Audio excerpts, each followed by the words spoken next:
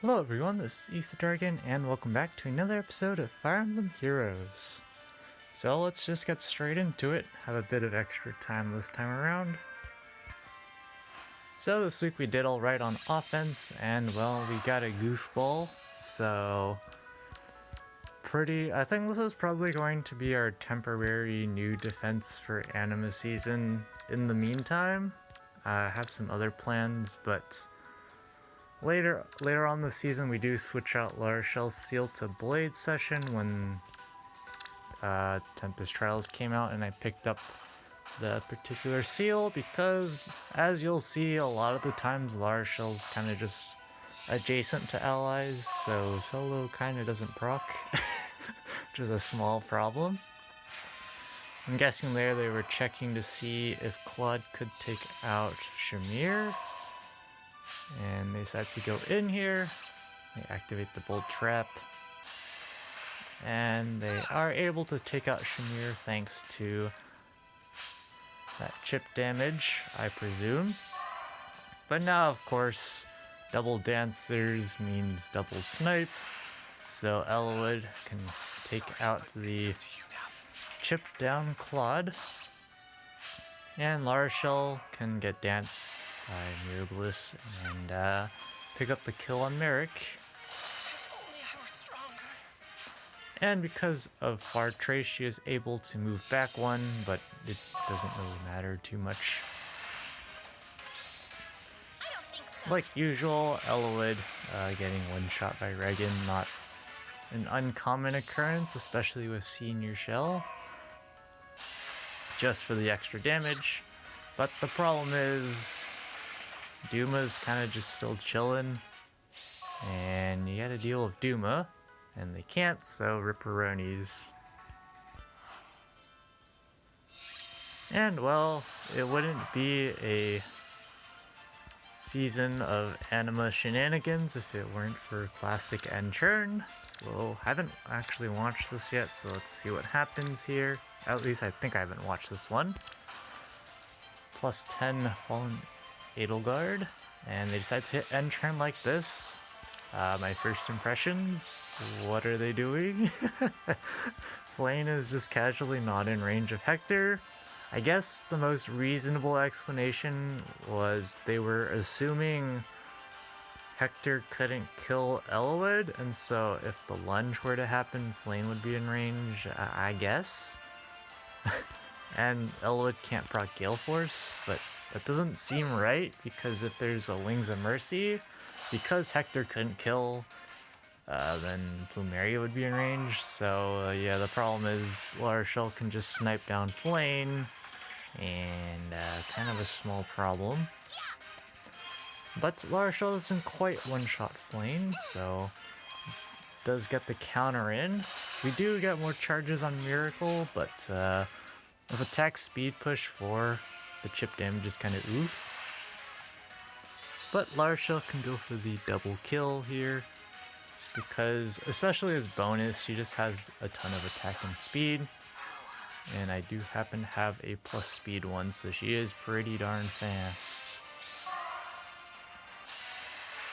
But of course here, Fallen Edelgard can just wipe out Larachel in one hit, proc her effect to attack yet again. And now her Ether's charged up. She doesn't have Gale Force, but they can go ahead and attack Olivia here, just to pick up some charges. And they're gonna move Regan there, and let's see, Duma attacks first, which probably means something interesting happened here. Ether procs, and Duma survives by a whopping 1 HP, a Duma bonus out of 10. And between Fallen Edelgard and Duma bonus, Duma prevails, Capo. They didn't need to put Regan there, so that's just a mistake there. And now Duma has a special ready, so complete overkill on Brave Hector. And Duma actually doing something, Pog, Kappa. Of course, we're never going to really dent Fallen Edelgard with this kind of team, just because of the passive healing, of course, and whatchamacallit, passive healing, and just the being able to spam out ethers. They're running quick riposte, which is remotely interesting, but the problem is you just don't have the speed generally to actually double. Seems like a very hard tech option against opposing Fallen Edelgards. That would make sense, because neutral engagements in that kind of matchup seems kind of suspicious. But nonetheless, not too great of an execution here on the match. And here we go. Got ourselves Bride Fjorm and company. At least Olivia can dodge this Bride Fjorm, but that's not really saying much. Just the problem with having Regan on offense and not having Saros on defense, you're just behind in the HP wars, which makes Bride Fjorm more useful, but of course, Duma helps out on occasion with those shenanigans. They decided to go straight in here, and I'm not entirely sure what their plan was going into that. Maybe they were assuming the other two traps are real or something, but that doesn't seem like the most optimal play to make. And they just break the catapult. Not entirely sure what the plan was there. It's going to be an absolute rampage, of course. So definitely not great execution here.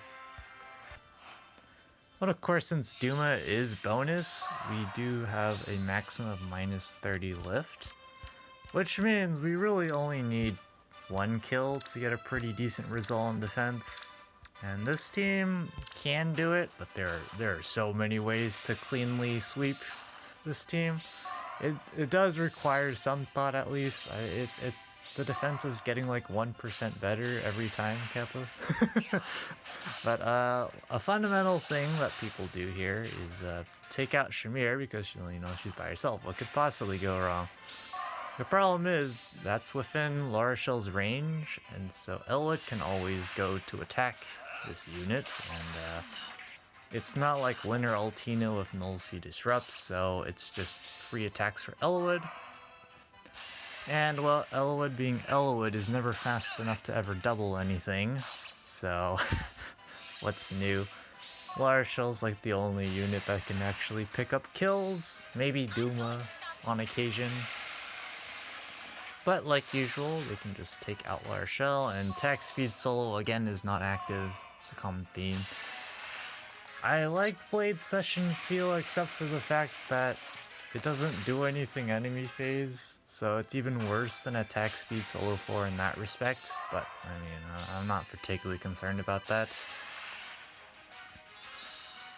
Here, Naga is unable to kill in classic Naga fashion, but I don't know if it was like calculated. But because of that, Olivia can go in to attack Claude and doesn't kill. Because otherwise, if that Wings of Mercy didn't happen, Duma was moving first and getting danced by Olivia. So I don't know if they calced that one out, but maybe? Maybe? Question mark.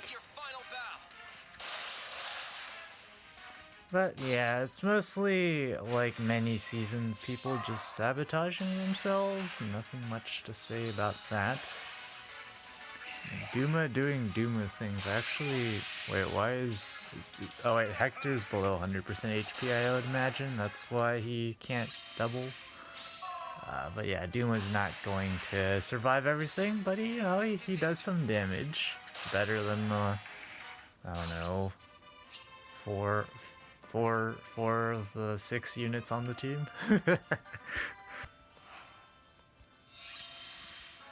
We have a mishmash of archers and stuff.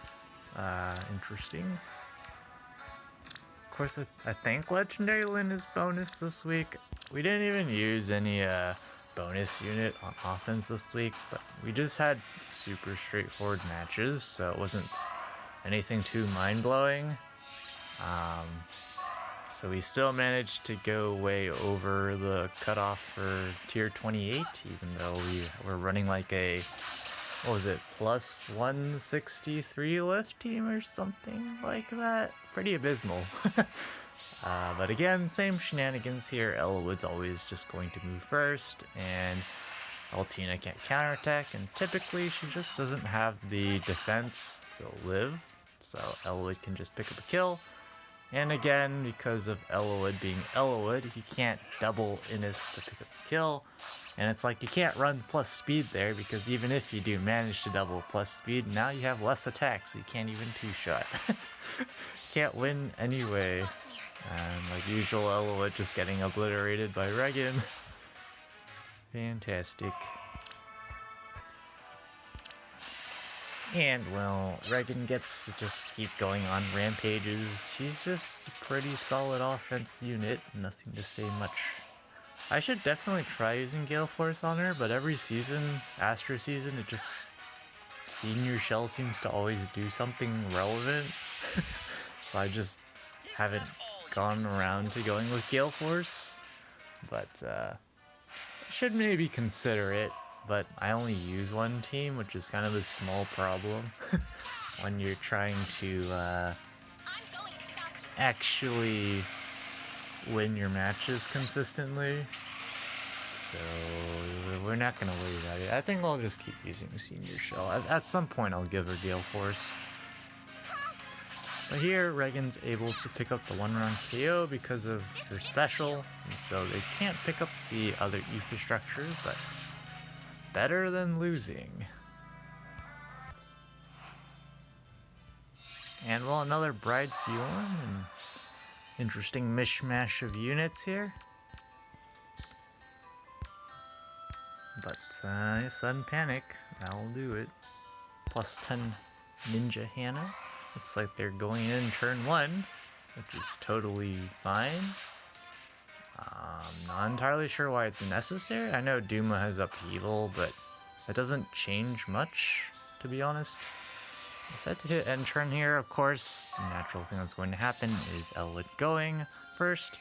And of course, Hannah is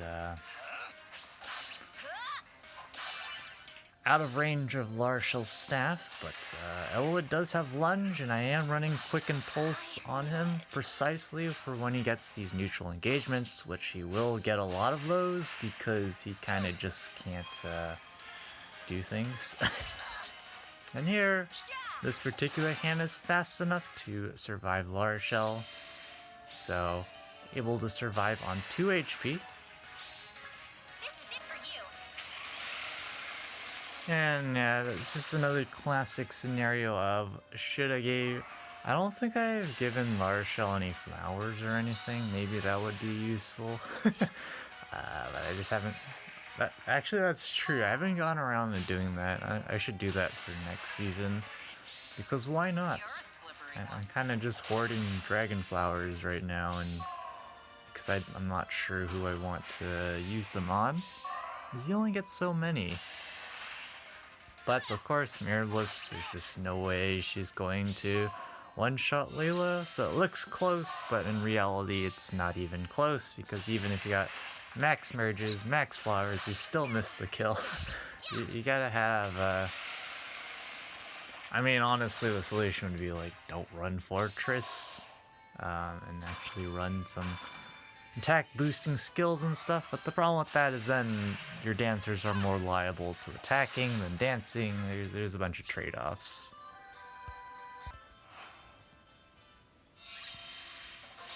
And well, here we go again, another team, looks like more end turn shenanigans with Lane.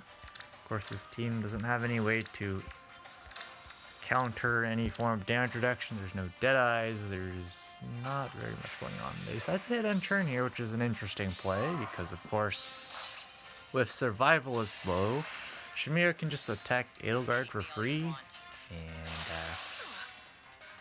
Edelgard is outside of Flame's range as well, which is kind of a problem, and on top of that, Ellawood can just walk in and take out Flame because of how they position their units. And then Larshall can go in, and of course Brave Edelgard with absolutely no damage reduction on the first hit has no chance of surviving that attack. And Duma gets the pivot for the memes. And Ripperonis. Honestly, it probably would have worked if they didn't position their units in this particular way. But yeah, with Larshell's attack stat, like when attack speeds, when everything's procced here, you know, there's a +6 attack and speed, so 70, 77, 83 attack, maybe more technically if Mirror Bliss is debuffing a Flower of Ease or whatnot. It's also speed res Far Trace to debuff your speed and res by 3, so she's pretty brutal, especially as bonus right now. And well, it wouldn't be, of course, Anima season without a duo structure if it weren't for spamming duo and harmonized heroes. So we got the classic trio that you would use together if you wanted to just attack a lot of times. Just a good old classic. And they have tactics room on Shamir, which is super useful for setup here because they can just casually walk in and test the bolt trap without doing any super fancy shenanigans. So with that, they're just able to initiate and go to town.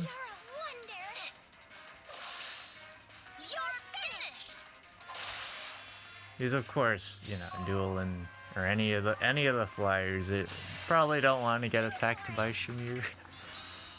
Just a small problem if that were to happen.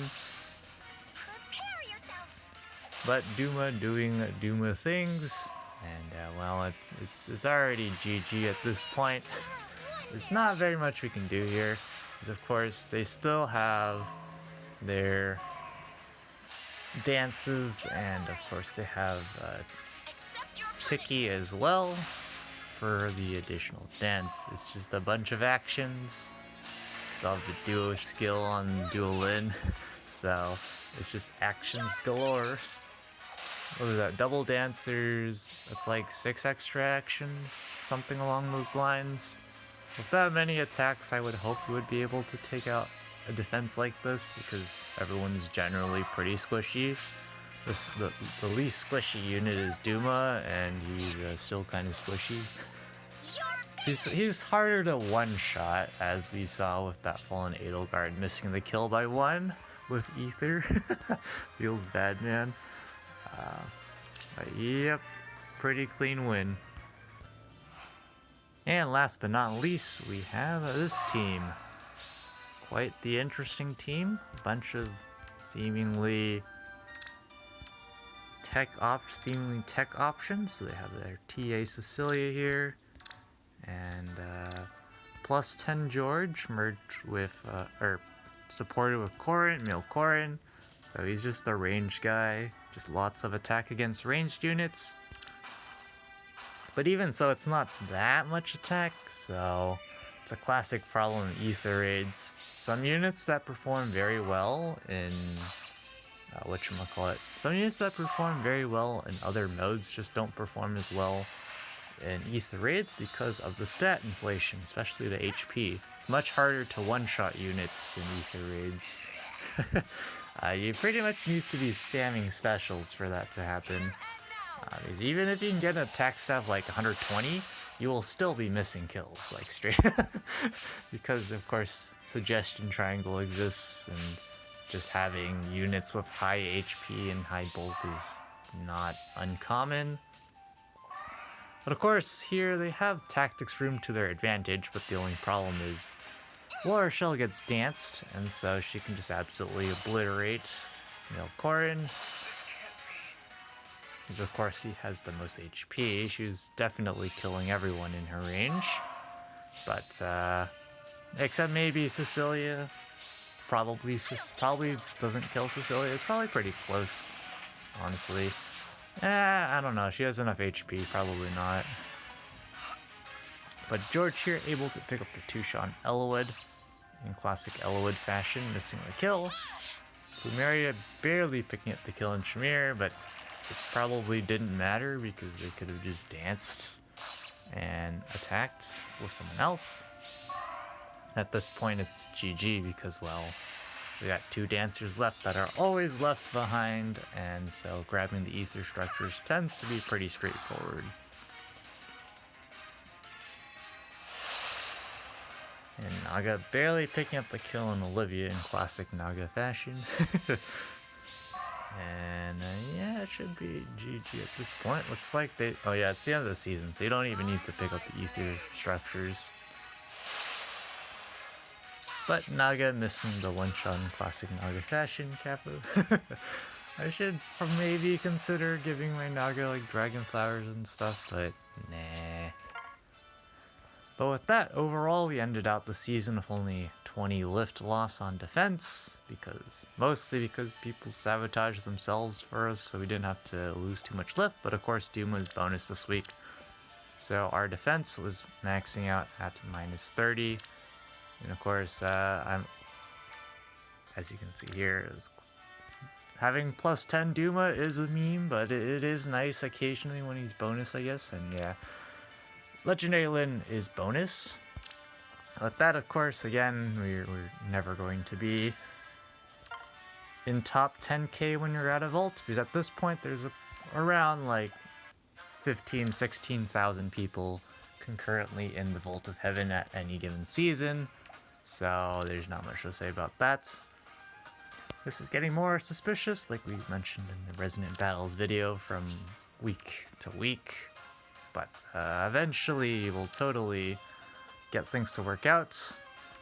Here, this is our weakest week in allegiance battles, and you can see we are really plummeting in rank nowadays. I might have used the wrong team or something, but we did get the max plus 150 bonus from pair up shenanigans, so I might have used the wrong team, but I'm suspecting it's mostly because of, well, it's win season.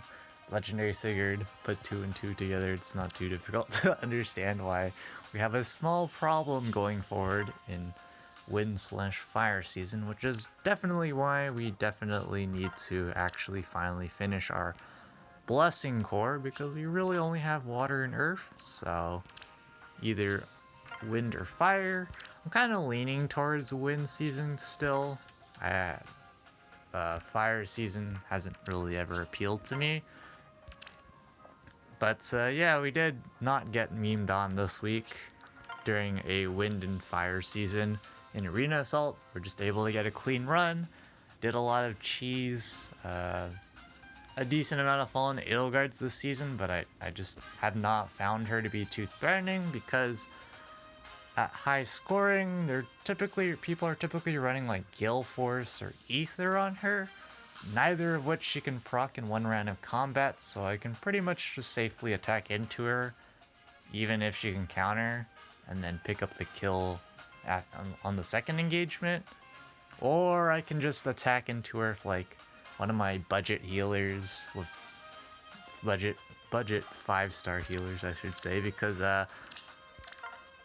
we gotta make sure she can't counterattack us, so like some of these units, for example, and then just one-shot her with someone else. So I haven't found her to be too much of a problem. Of course, the problems would arise when the rest of the team in combination with her becomes threatening. Like, we're forced to engage into Edelgard early on, and the back line of enemy units are like Legendary Lilina or whatnot. Just units that can nuke, and we can't afford to just hit end turn in their face necessarily. So yeah, we'll see from here on out how annoying she'll be. I imagine she will somehow get annoying eventually, but have to figure out exactly how. But anyways, enough rambling. We'll be back when the results drop in. Alright, I think the results should be out by now. And there we go. Good old shenanigans. And this season, we're going goofball mode again. This time we're running Life and Death Julia with turn 1 Blazing Wind, in hopes someone's just going to try and hit end turn. Of course you can use Vantage, but you have to be concerned, I guess, about Bramamond. But ignoring the Naga debuff, If attack res oath is active, she can have up to 82 visible attack, which is going to do quite a bit of damage to most units because their res stats tend to not be that high, their visible res stats at least. And of course that also helps proc Virtuous Naga, so we'll see what goofball shenanigans happen there. I'm not expecting much. It's just for goofball testing. You gotta see what happens. Of course damage reduction and whatnot is going to help out quite a bit. But again, if you're going to take a ton of damage, you're going to take it twice versus just once with Glacies.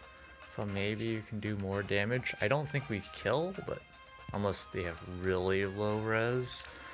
But I think the outcome will be pretty funny if it works out, but I kind of doubt anyone's going to just hit end turn in front of that. You never know. That's gonna be it for this episode. Thanks for watching. As always, this is Ether Dragon, and hope to see you all next time. Bye!